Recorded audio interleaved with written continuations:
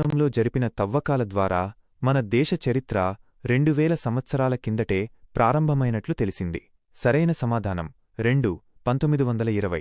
వివరణ 1920 నుండి 21 సంవత్సరంలో archaeology survey of India ASI పర్యవేక్షణలో దయారాం సహానీ ఆధ్వర్యంలో పంజాబ్లోని హరప్పా వద్ద మరియు ఆర్.డి. బెనర్జీ ఆధ్వర్యంలో సింధ్ ప్రాంతంలోని మొహంజోదారో వద్ద తవ్వకాలు జరిగాయి. ఈ తవ్వకాల ద్వారా బయటపడిన సింధు లోయ నాగరికత ఇండస్ వ్యాలీ సివిలైజేషన్ క్రీపు 2500 నాటిదని తేలింది. దీనితో భారత చరిత్ర వేదకాలం కంటే ముందే ప్రారంభమైందని, అంటే 2000 సంవత్సరాల కంటే ముందునుంచే ఉనికిలో ఉందని ప్రపంచానికి తెలిసింది. 2. సింధు లోయ నాగరికత ఏ నదీ ప్రాంతాల్లో వికసించింది? సరైన సమాధానం 4 1 2 సింధు నది మరియు ఘగ్గర్ హక్రా నది. వివరణ ఈ నాగరికత ప్రధానంగా సింధు నది మరియు దాని ఉపనదుల తీరాలలో విస్తరించింది. అందుకే దీనికి సింధు లోయ నాగరికత అని పేరు వచ్చింది. అయితే ఈ నాగరికతకు సంబంధించిన అత్యధిక ప్రాంతాలు సుమారు 80% ప్రస్తుతం అంతరించిపోయినట్లు భావిస్తున్న ఘగ్గర్ హక్రా నదీ తీరంలో సరస్వతీ నది బయటపడ్డాయి. 3. ప్రాచీన ప్రపంచ చరిత్రలో ఏ దేశాన్ని సజీవ వస్తు ప్రదర్శనశాల అంటారు? సరైన సమాధానం 1 భారతదేశం. వివరణ భారతదేశం అనేక వేల సంవత్సరాల సుదీర్ఘ చరిత్ర, విభిన్న సంస్కృతులు, భాషలు, మతాలు మరియు వారసత్వ కట్టడాలతో నిండి ఉంది. అనేక చారిత్రక అంశాలు, సాంప్రదాయాలు నేటికీ చెక్కుచెదరక సజీవంగా పాటించబడుతున్నాయి. అందుకే దీనిని సజీవ వస్తు ప్రదర్శనశాల లివింగ్ మ్యూజియం అని వర్ణిస్తారు. 4 కింది వాటిని జతపరచండి. సరైన సమాధానం 4 1 డి 2 బి 3 బి 4 సి. భారత చరిత్రలో ఈ కాలాలు ముఖ్యమైనవి.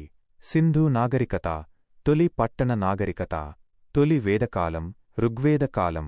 ఈ కాలంలోనే ఋగ్వేదం రచించబడింది.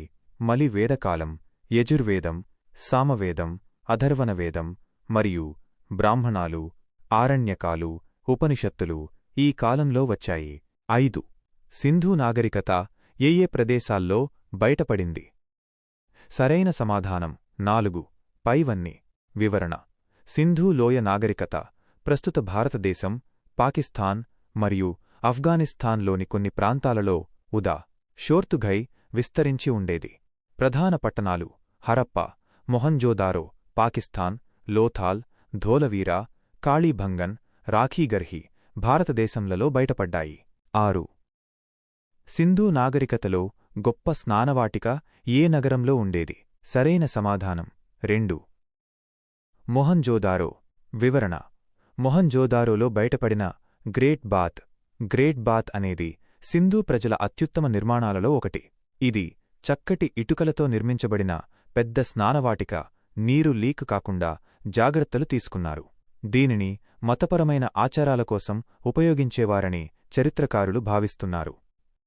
ఏ 2 గొప్ప ఇతిహాసాలు భారతీయ జీవితానికి, కళకు మార్గనిర్దేశం చేశాయి? సరైన సమాధానం 1 మహాభారతం, రామాయణం. వివరణ రామాయణం మరియు మహాభారతం అనే 2 ఇతిహాసాలు భారతీయ సంస్కృతిలో అత్యంత ముఖ్యమైనవి. అవి తరతరాలుగా నీతి, ధర్మం, నైతిక విలువలు మరియు సామాజిక జీవనంపై ప్రభావం చూపాయి. భారతదేశంలోని కళలు, సాహిత్యం, నాటకాలు మరియు సంగీతానికి ఈ ఇతిహాసాలు ప్రధాన ప్రేరణగా నిలిచాయి. 8 సింధు నాగరికత ప్రజలు ఏ దేశాలతో వ్యాపారం చేసేవారు? సరైన సమాధానం 2 A B C Mesopotamia, Egypt, Iran. వివరణ సింధు లోయ నాగరికత ప్రజలు తమ కాలంలోని ఇతర ప్రధాన నాగరికతలతో చురుకుగా వ్యాపారం చేసేవారు.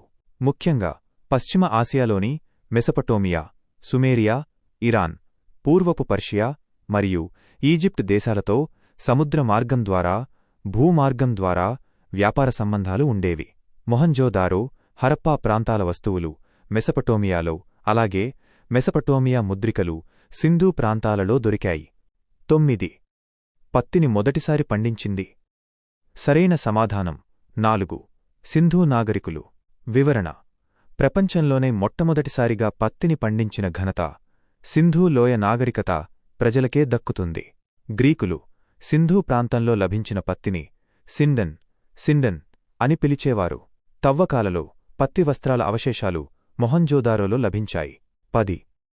సింధూ నాగరికుల ప్రధాన వినోదం. సరైన సమాధానం 2. పాచికలు ఆడటం.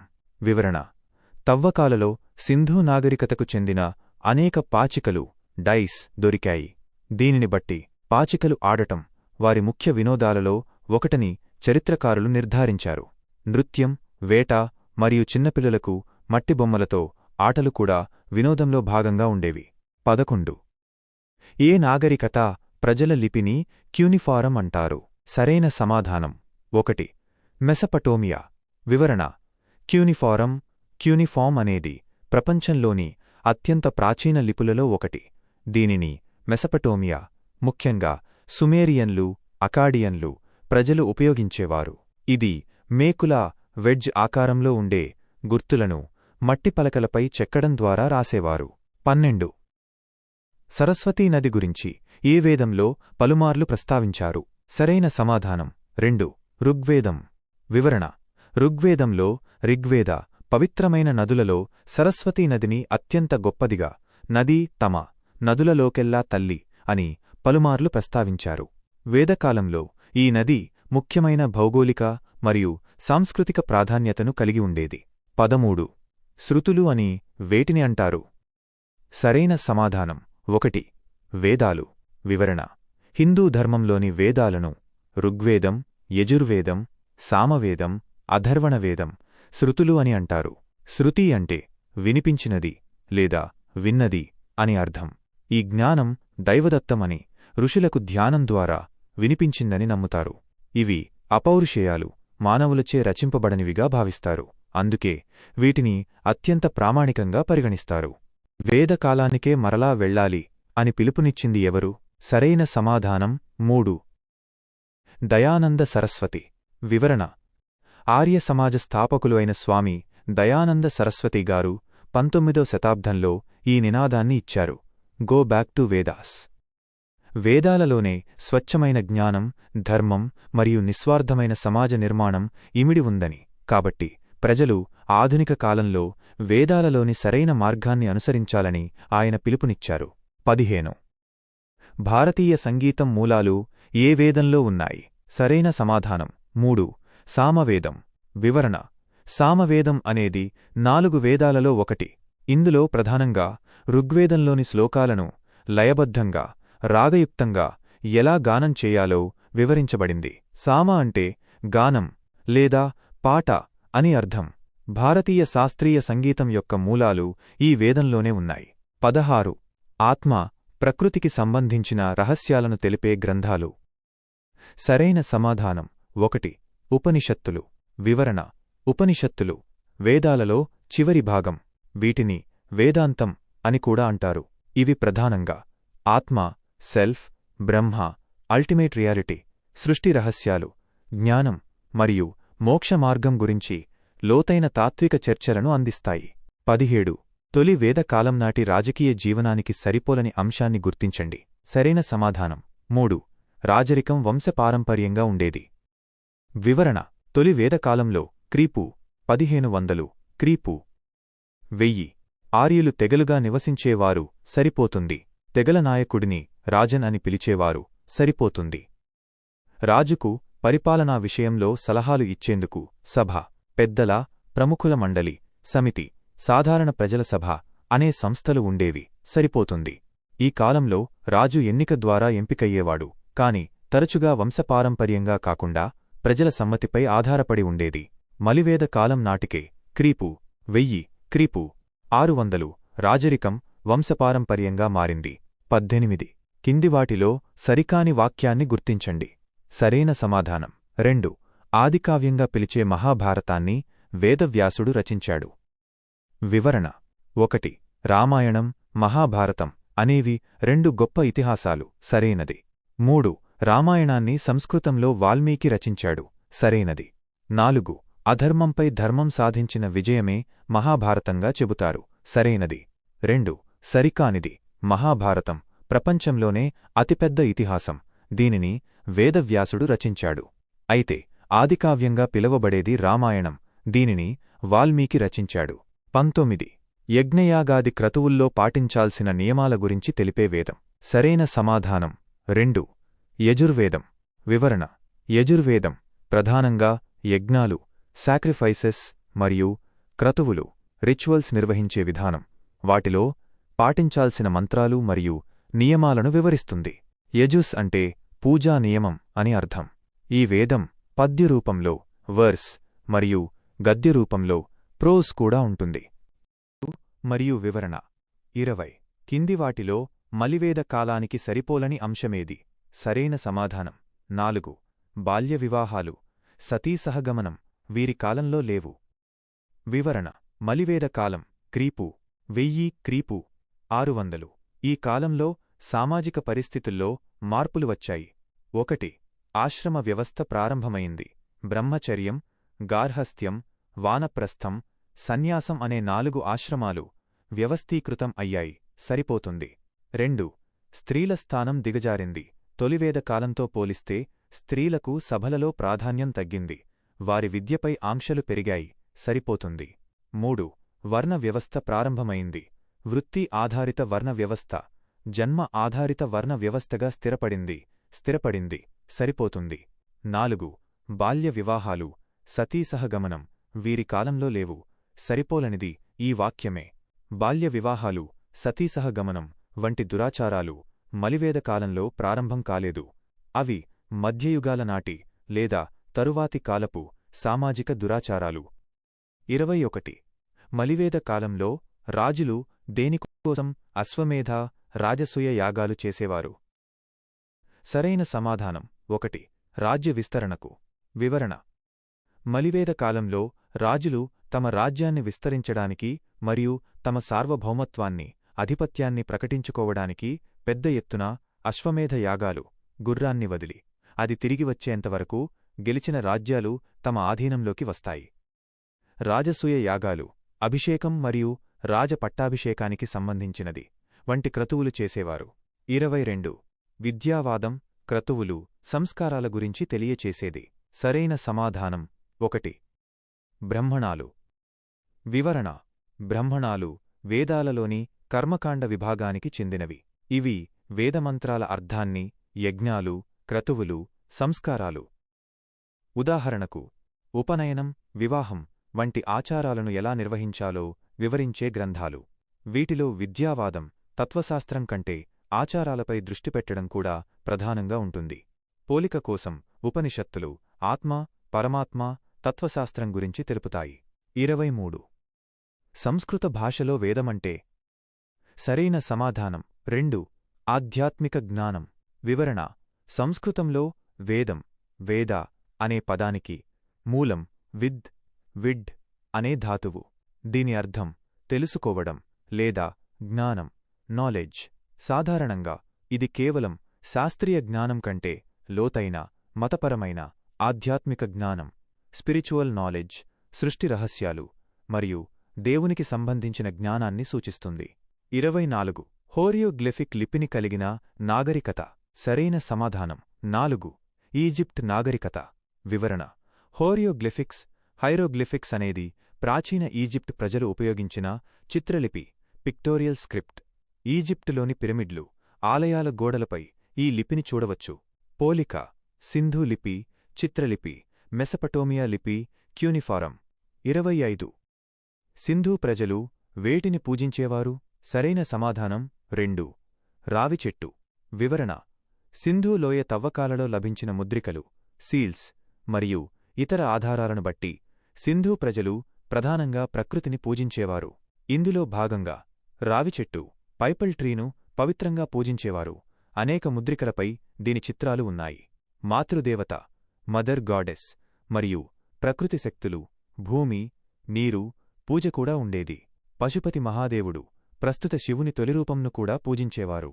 ఈ ఎంపికల్లో రావిచెట్టు అనేది సింధూ ప్రజల ముఖ్యమైన ఆరాధనల్లో ఒకటిగా స్పష్టమైన ఆధారాలు ఉన్న అంశం. వివరణ: 26 ఇతిహాసాల్లో ఇది ఒకటి. సరైన సమాధానం 3. రామాయణం. వివరణ.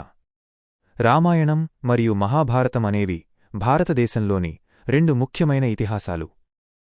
ఎపిక్స్. గీతాంజలిని రవీంద్రనాథ్ ఠాగూర్ రచించారు. కవిత్వం. శృంగార నైషధం శ్రీనాథుడు రచించిన ప్రబంధం. వేదాలు శృతి సాహిత్యంలో భాగం, ఇతిహాసాలు కావు. 27. మొహంజోదారో, హరప్పా తవ్వకాలను ఏ సంవత్సరంలో నిర్వహించారు? సరైన సమాధానం 1. 1920. వివరణ. మొహంజోదారో మరియు హరప్పా వద్ద సింధూ లోయ నాగరికత యొక్క తవ్వకాలు ప్రధానంగా 1920 నుండి 21 సంవత్సరంలో archaeology survey of India ASI పర్యవేక్షణలో ప్రారంభమయ్యాయి. 1920ని ప్రారంభ సంవత్సరంగా పరిగణించడం జరుగుతుంది. 28. సింధూ నాగరికత ఏ నదుల వెంట అభివృద్ధి చెందింది? సరైన సమాధానం 1. సింధు, ఘగ్గర్, హక్రా. వివరణ. సింధూ లోయ నాగరికత ప్రధానంగా సింధూ నది మరియు దాని ఉపనదుల వెంట అభివృద్ధి చెందాయి. 29. సింధూ నాగరికత ఏ దేశంలో కనిపించలేదు? సరైన సమాధానం 4. బంగ్లాదేశ్. వివరణ. సింధూ లోయ నాగరికత స్థావరాలు ప్రస్తుత 3 దేశాలలో ఉన్నాయి: భారతదేశం, గుజరాత్, రాజస్థాన్, హర్యానా మొదలైనవి; పాకిస్తాన్, పంజాబ్, సింధ్, బలూచిస్తాన్, ఆఫ్ఘనిస్తాన్, షోర్తుఘై వంటి కొన్ని ప్రాంతాలు. బంగ్లాదేశ్లో ఈ నాగరికత స్థావరాలు లేవు. 30. హరప్పా నాగరికత ఎప్పుడు అభివృద్ధి చెందింది? సరైన సమాధానం 1. క్రీపు. 2.50-1700. వివరణ. కార్బన్ డేటింగ్ ఆధారంగా సింధూ లోయ నాగరికత హరప్పా నాగరికత యొక్క పరిణతి చెందిన దశ మెచ్యూర్ హరప్పన్ ఫేజ్ కాలం సుమారుగా క్రీపు 2500 నుండి క్రీపు 1750 వరకు ఉంటుంది. కాబట్టి ఎంపికలలో దీనికి దగ్గరగా ఉన్న కాలం క్రీపు 2500, క్రీపు 1700. 31. రాజులు తమ రాజ్యాన్ని విస్తరించుకోవడానికి చేసే యజ్ఞయాగాదుల ఆచారాలు. సరైన సమాధానం 3. 1. 2. అశ్వమేధ, రాజసూయ. వివరణ. అశ్వమేధయాగం ఒక గుర్రాన్ని వదిలి అది తిరిగి వచ్చేంతవరకు గెలిచిన భూభాగంపై రాజు యొక్క అధికారాన్ని ప్రకటించే యాగం.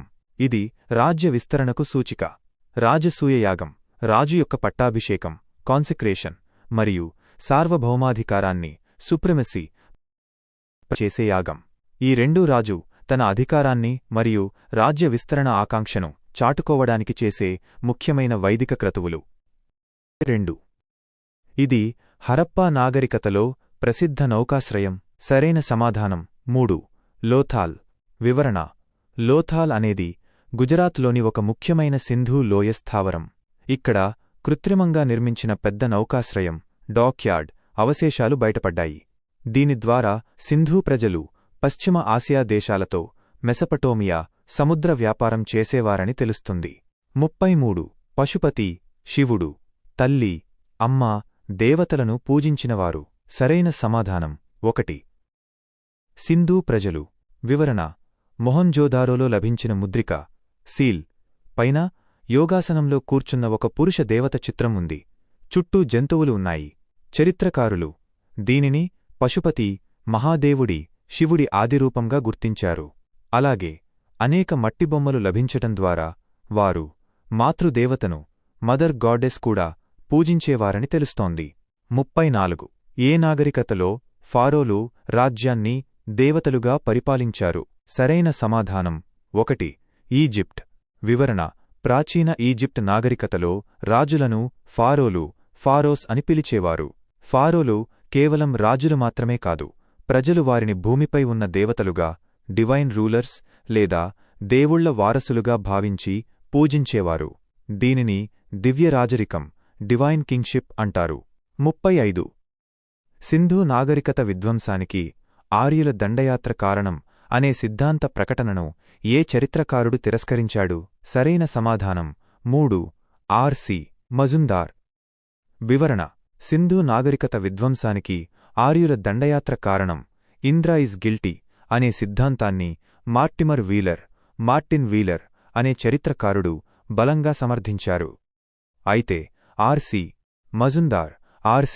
మజుందార్ వంటి భారతీయ చరిత్రకారుడు మరియు తరువాత కొత్త అధ్యయనాలు ఈ సిద్ధాంతాన్ని తిరస్కరించాయి. బదులుగా పర్యావరణ మార్పులు, నదీ మార్గాలు మారడం, వరదలు, కరువు మరియు వ్యాపార సంబంధాలు తెగిపోవడం వంటి అంతర్గత, సహజ కారణాల వల్ల ఈ నాగరికత అంతమైందని భావించారు. 36. ఏ కాలంలో ఆశ్రమ వ్యవస్థ ప్రారంభమైంది? సరైన సమాధానం 3. మలివేదకాలం. వివరణ: జీవితాన్ని 4 దశలుగా విభజించే ఆశ్రమ వ్యవస్థ బ్రహ్మచర్యం, గార్హస్థ్యం, వానప్రస్థం, సన్యాసం. మలివేదకాలంలో లేటర్ వేదిక్ పీరియడ్ క్రీపు 1000 క్రీపు 600 వ్యవస్థీకృతం కావడం ప్రారంభమైంది. తొలి వేదకాలంలో దీని ప్రస్తావన అంత స్పష్టంగా లేదు. 37. ఏ కాలంలో బ్రహ్మ, విష్ణు, శివుడు ప్రాముఖ్యత పొంది పూజలందుకున్నారు? సరైన సమాధానం 3. గుప్తకాలం. మీ ఎంపికలలో సరిగా లేదు కనుక వివరణ ఇస్తున్నాను. వివరణ: ప్రారంభ వేదకాలం ఎర్లీ వేదిక్ పీరియడ్. ఈ కాలంలో ఇంద్రుడు, అగ్ని, వరుణుడు వంటి వైదిక దేవతలు ప్రధానంగా పూజలందుకున్నారు. మలివేదకాలం లేటర్ వేదిక్ పీరియడ్. ప్రజాపతి, బ్రహ్మ, రుద్రుడు, శివుడు, విష్ణువులకు ప్రాధాన్యత పెరిగింది. గుప్తకాలం గుప్తా పీరియడ్. ఈ కాలంలోనే త్రిమూర్తులు బ్రహ్మ, విష్ణు, శివుడు అనే భావన బలంగా స్థిరపడింది మరియు ఈ ముగ్గురు దేవతలు హిందూ ధర్మంలో అత్యంత ప్రాముఖ్యత పొంది విస్తృతంగా పూజలు అందుకున్నారు. వివరాలు ఎందులో ఉన్నాయి? సరైన సమాధానం 2. యజుర్వేదం. వివరణ: యజుర్వేదం యజుర్వేద ప్రధానంగా యజ్ఞాలు మరియు క్రతువుల రిచువల్స్ నిర్వహణకు సంబంధించినది. యజుస్ అంటే పూజా నియమం అని అర్థం. ఈ వేదం యజ్ఞాలు మరియు ఇతర ధార్మిక ఆచారాలలో పాటించవలసిన నియమాలను మరియు మంత్రాలను వివరిస్తుంది. 39.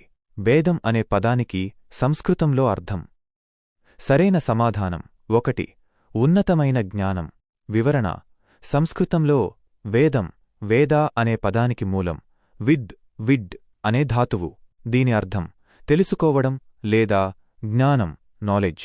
సాధారణంగా ఇది కేవలం సాధారణ జ్ఞానాన్ని కాకుండా అత్యంత పవిత్రమైన మరియు ఉన్నతమైన ఆధ్యాత్మిక జ్ఞానాన్ని, సేక్రెడ్ నాలెడ్జ్ సూచిస్తుంది.